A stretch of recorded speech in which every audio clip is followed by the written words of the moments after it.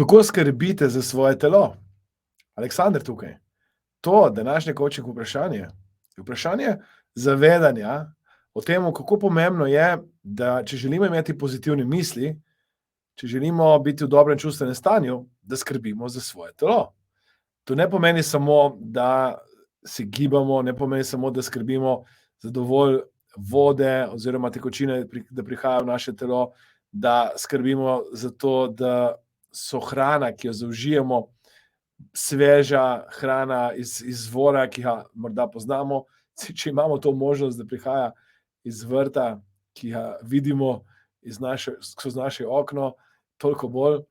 Vendar zavedajte se nekaj, da je vaše telo tempelj vaše duše.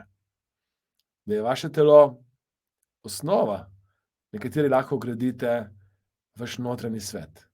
Vedno znova ljudje ne razumejo, da se zemljevid sveta, ki ga imate, drugače obnaša takrat, ko se vi počutite spočiti, polni energije, komaj čakate, da boste nekaj naredili, ali pa takrat, ko se zbudite že utrujeni in nimate energije ali pa sposobnosti, da se premaknete naprej. Ko poskrbite za svoje telo, ko poskrbite za tempelj vaše duše, ko poskrbite za to, da se boste vi dobro počutili, kar ne pomeni, da morate biti popolni, ne pomeni, da boste se slikali oziroma fotografirali in te slikce dali vsem naokrog.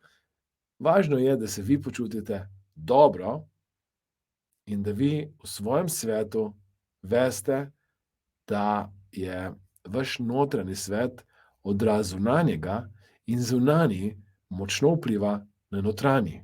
Zato spremenite način in odnos do svojega telesa, poskrbite za telo, imejte se radi, bodite srečni, zdravi, pozitivni in hvaležni, kajti podarjen vam je bil še en dan življenja. Če to coaching vprašanje je koristno, prosim, kliknite na like, komentirajte, delite,